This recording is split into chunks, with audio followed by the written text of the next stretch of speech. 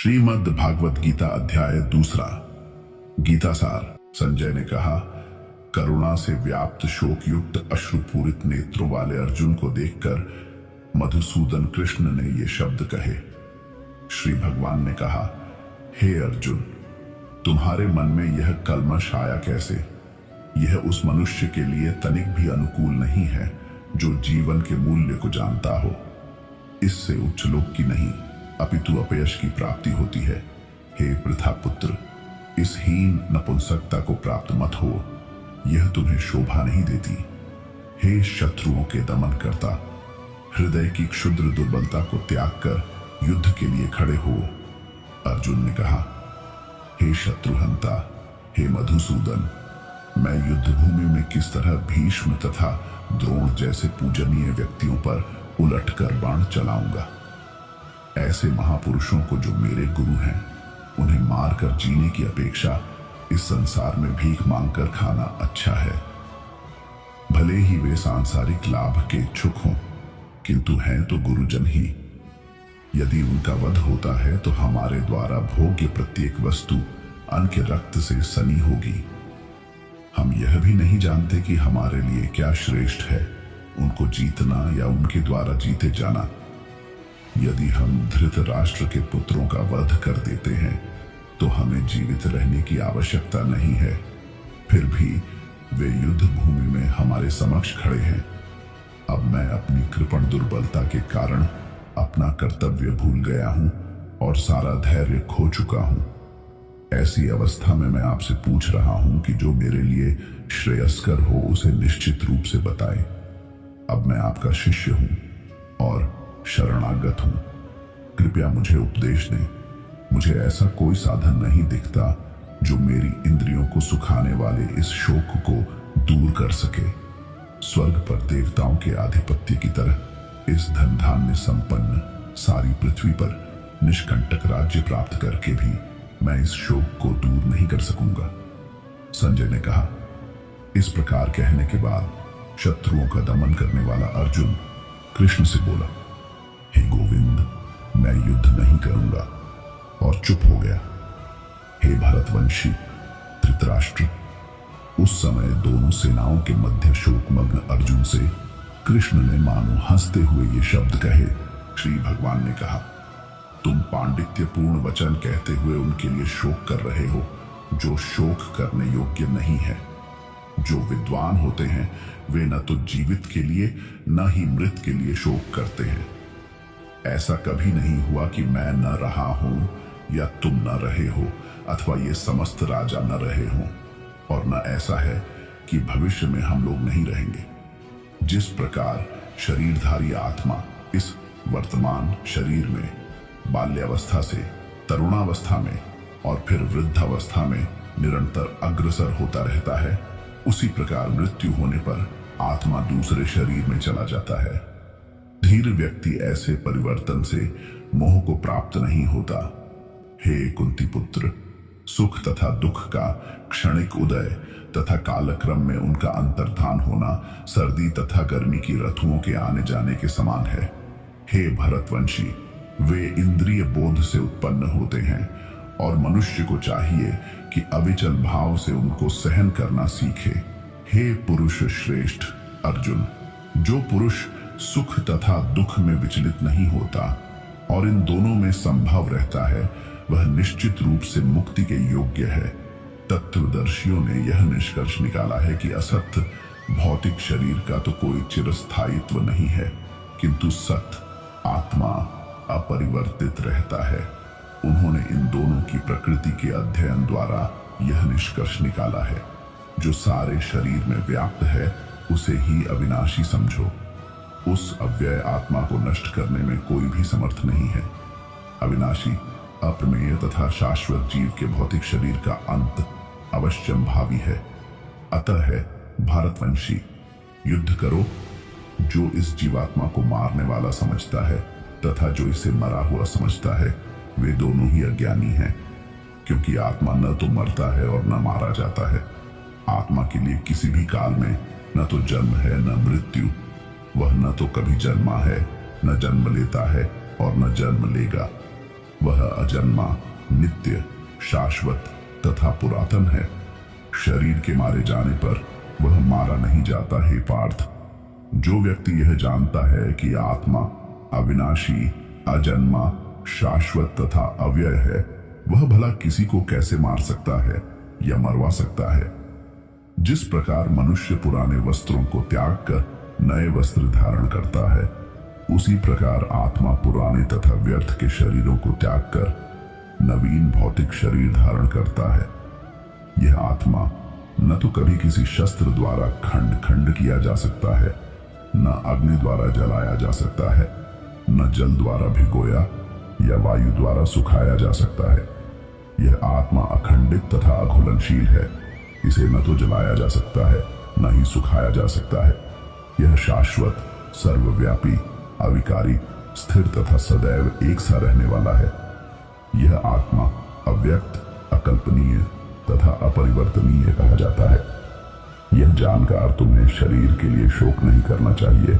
किंतु यदि तुम यह सोचते हो कि आत्मा अथवा जीवन का लक्षण सदा जन्म लेता है तथा सदा मरता है, तो भी हे महाबाहु, तुम्हारे शोक करने का कोई कारण नहीं है। जिसने जन्म लिया है उसकी मृत्यु निश्चित है और मृत्यु के पश्चात पुनर्जन्म भी निश्चित है। अतः अपने अपरिहार्य कर्तव्य पालन में तुम्हें शोक नहीं करना चाहिए। सारे जीव प्रारंभ में अव्यक्त रहते हैं, मध्य अवस्था में व्यक्त होते हैं और विनष्ट होने पर पुनः अव्यक्त हो जाते हैं। अतः शोक करने की क्या आवश्यकता है। कोई आत्मा को आश्चर्य से देखता है, कोई इसे आश्चर्य की तरह बताता है तथा कोई इसे आश्चर्य की तरह सुनता है, किंतु कोई कोई इसके विषय में सुनकर भी कुछ नहीं समझ पाते। हे भारतवंशी, शरीर में रहने वाले देही का कभी भी वध नहीं किया जा सकता। अतः तुम्हें किसी भी जीव के लिए शोक करने की आवश्यकता नहीं है। हे भारतवंशी, शरीर में रहने वाले देही का कभी भी वध नहीं किया जा सकता। अतः तुम्हें किसी भी जीव के लिए शोक करने की आवश्यकता नहीं है। क्षत्रिय होने के नाते अपने विशिष्ट धर्म का विचार करते हुए तुम्हें जानना चाहिए कि धर्म के लिए युद्ध करने से बढ़कर तुम्हारे लिए अन्य कोई कार्य नहीं है। अतः तुम्हें संकोच करने की कोई आवश्यकता नहीं है। हे पार्थ, वे क्षत्रिय सुखी हैं जिन्हें ऐसे युद्ध के अवसर अपने आप प्राप्त होते हैं, जिससे उनके लिए स्वर्गलोक के द्वार खुल जाते हैं। किंतु यदि तुम युद्ध करने के स्वधर्म को संपन्न नहीं करते, तो तुम्हें निश्चित रूप से अपने कर्तव्य की अपेक्षा करने का पाप लगेगा और तुम योद्धा के रूप में भी अपना यश खो दोगे। लोग सदैव तुम्हारे अपयश का वर्णन करेंगे और सम्मानित व्यक्ति के लिए अपयश तो मृत्यु से भी बढ़कर है। जिन जिन महायोद्धाओं ने तुम्हारे नाम तथा यश को सम्मान दिया है, वे सोचेंगे कि तुमने डर के मारे युद्ध भूमि छोड़ दी है और इस तरह वे तुम्हें तुच्छ मानेंगे। तुम्हारे शत्रु अनेक प्रकार के कटु शब्दों से तुम्हारा वर्णन करेंगे और तुम्हारी सामर्थ्य का उपहास करेंगे। तुम्हारे लिए इससे दुखदाई और क्या हो सकता है। हे कुंती पुत्र, तुम यदि युद्ध में मारे जाओगे तो स्वर्ग प्राप्त करोगे, या यदि तुम जीत जाओगे तो पृथ्वी के साम्राज्य का भोग करोगे। अतः दृढ़ संकल्प करके खड़े हो और युद्ध करो। तुम सुख या दुख, हानि या लाभ, विजय या पराजय का विचार किए बिना युद्ध के लिए युद्ध करो। ऐसा करने पर तुम्हें कोई पाप नहीं लगेगा। यहां मैंने वैश्लेषिक अध्ययन सांख्य द्वारा इस ज्ञान का वर्णन किया है। अब निष्काम भाव से कर्म करना बता रहा हूं, उसे सुनो। हे प्रथापुत्र, तुम यदि ऐसे ज्ञान से कर्म करोगे तो तुम कर्मों के बंधन से अपने को मुक्त कर सकते हो। इस प्रयास में न तो हानि होती है न ही ह्रास, अपितु इस पथ पर की गई अल्प प्रगति भी महान भय से रक्षा कर सकती है। जो इस मार्ग पर चलते हैं वे प्रयोजन में दृढ़ रहते हैं और उनका लक्ष्य भी एक होता है। हे कुरुनंदनः, जो दृढ़ प्रतिज्ञ नहीं है उनकी बुद्धि अनेक शाखाओं में विभक्त रहती है। अल्पज्ञानी मनुष्य वेदों के उन अलंकारिक शब्दों के प्रति अत्यधिक आसक्त रहते हैं जो स्वर्ग की प्राप्ति, अच्छे जन्म, शक्ति इत्यादि के लिए विविध सकाम कर्म करने की संस्तुति 85 सी 60-714 तथा ऐश्वर्यमय जीवन की अभिलाषा के कारण वे कहते हैं कि इससे बढ़कर जो लोग इंद्रिय भोग तथा भौतिक ऐश्वर्य के प्रति अत्यधिक आसक्त होने से ऐसी वस्तुओं से मोहग्रस्त हो जाते हैं, उनके मनों में भगवान के प्रति भक्ति का दृढ़ निश्चय नहीं होता। वेदों में मुख्यतया प्रकृति के तीनों गुणों का वर्णन हुआ है। हे अर्जुन, इन तीनों गुणों से ऊपर उठो, समस्त द्वैतों और लाभ तथा सुरक्षा की सारी चिंताओं से मुक्त होकर आत्मपरायण बनो। एक छोटे से कूप का सारा कार्य एक विशाल जलाशय से तुरंत पूरा हो जाता है। इसी प्रकार वेदों के आंतरिक तात्पर्य जानने वाले को उनके सारे प्रयोजन सिद्ध हो जाते हैं। तुम्हें अपने कर्म कर्तव्य करने का अधिकार है, किंतु कर्म के फलों के तुम अधिकारी नहीं हो। तुम न तो कभी अपने आप को अपने कर्मों के फलों का कारण मानो, न ही कर्म न करने में कभी आसक्त हो। हे अर्जुन, जय अथवा पराजय की समस्त आसक्ति त्याग कर संभव से अपना कर्म करो, ऐसी समता योग कहलाती है।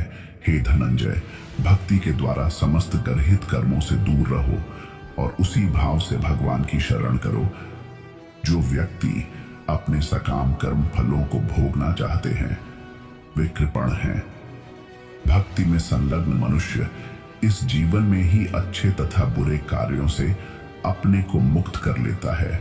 अतः योग के लिए प्रयत्न करो, क्योंकि सारा कार्य कौशल यही है। इस तरह भगवत भक्ति में लगे रहकर बड़े बड़े आर्षि, मुनि अथवा भक्तगण अपने आप को इस भौतिक संसार में कर्म के फलों से मुक्त कर लेते हैं। इस प्रकार वे जन्म मृत्यु के चक्र से छूट जाते हैं और भगवान के पास जाकर उस अवस्था को प्राप्त करते हैं जो समस्त दुखों से परे है। जब तुम्हारी बुद्धि मोह रूपी सघन वन को पार कर जाएगी तो तुम सुने हुए तथा सुनने योग्य सबके प्रति अन्य मनस्क हो जाओगे। जब तुम्हारा मन वेदों की अलंकारमयी भाषा से विचलित न हो और वह आत्म साक्षात्कार की समाधि में स्थिर हो जाए, तब तुम्हें दिव्य चेतना प्राप्त हो जाएगी। अर्जुन ने कहा, हे कृष्ण, अध्यात्म में लीन चेतना वाले व्यक्ति स्थित प्रज्ञ के क्या लक्षण हैं? वह कैसे बोलता है तथा उसकी भाषा क्या है? वह किस तरह बैठता और चलता है? श्री भगवान ने कहा, हे पार्थ, जब मनुष्य मनोधर्म से उत्पन्न होने वाली इंद्रिय तृप्ति की समस्त कामनाओं का परित्याग कर देता है और जब इस तरह से विशुद्ध हुआ उसका मन आत्मा में संतोष प्राप्त करता है, तो वह विशुद्ध दिव्य चेतना को प्राप्त स्थित प्रज्ञ कहा जाता है, जो त्रय तापों के होने पर भी मन में विचलित नहीं होता अथवा सुख में प्रसन्न नहीं होता और जो आसक्ति, भय तथा क्रोध से मुक्त है, वह स्थिर मन वाला मुनि कहलाता है। इस भौतिक जगत में जो व्यक्ति न तो शुभ की प्राप्ति से हर्षित होता है और न अशुभ के प्राप्त होने पर उससे घृणा करता है, वह पूर्ण ज्ञान में स्थिर होता है। जिस प्रकार कछुआ अपने अंगों को संकुचित करके खोल के भीतर कर लेता है, उसी तरह जो मनुष्य अपनी इंद्रियों को इंद्रिय विषयों से खींच लेता है, वह पूर्ण चेतना में दृढ़ता पूर्वक स्थिर होता है। देहधारी जीव इंद्रिय भोग से भले ही निवृत्त हो जाए, पर उसमें इंद्रिय भोगों की इच्छा बनी रहती है। लेकिन उत्तम रस के अनुभव होने से ऐसे कार्यों को बंद करने पर वह भक्ति में स्थिर हो जाता है। हे अर्जुन, इंद्रियां इतनी प्रबल तथा वेगवान हैं कि वे उस विवेकी पुरुष के मन को भी बलपूर्वक हर लेती हैं, जो उन्हें वश में करने का प्रयत्न करता है।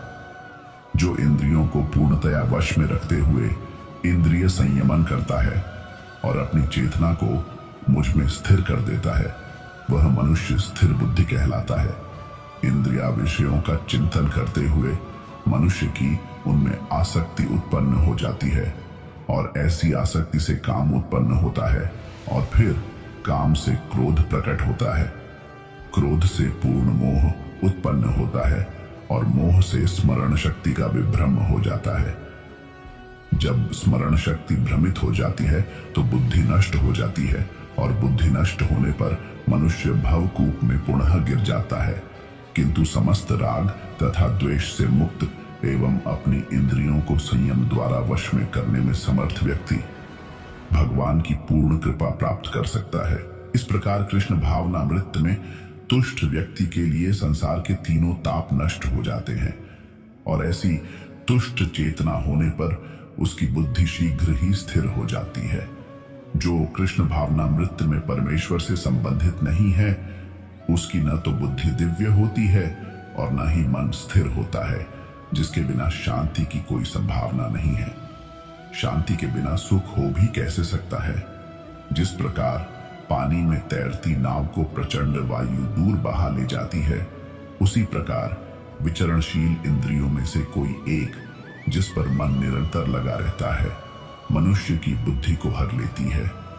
अतः हे महाबाहु, जिस पुरुष की इंद्रियां अपने अपने विषयों से सब प्रकार से विरत होकर उसके वश में है, उसी की बुद्धि निस्संदेह स्थिर है। जो सब जीवों के लिए रात्रि है वह आत्म संयमी के जागने का समय है और जो समस्त जीवों के जागने का समय है वह आत्मनिरीक्षक मुनि के लिए रात्रि है। जो पुरुष समुद्र में निरंतर प्रवेश करती रहने वाली नदियों के समान इच्छाओं के निरंतर प्रवाह से विचलित नहीं होता और जो सदैव स्थिर रहता है वही शांति प्राप्त कर सकता है। वह नहीं जो ऐसी इच्छाओं को तुष्ट करने की चेष्टा करता हो। जिस व्यक्ति ने इंद्रिय तृप्ति की समस्त इच्छाओं का परित्याग कर दिया है, जो इच्छाओं से रहित रहता है और जिसने सारी ममता त्याग दी है तथा अहंकार से रहित है, वही वास्तविक को शांति प्राप्त कर सकता है। यह आध्यात्मिक तथा ईश्वरीय जीवन का पथ है जिसे प्राप्त करके मनुष्य मोहित नहीं होता। यदि कोई जीवन के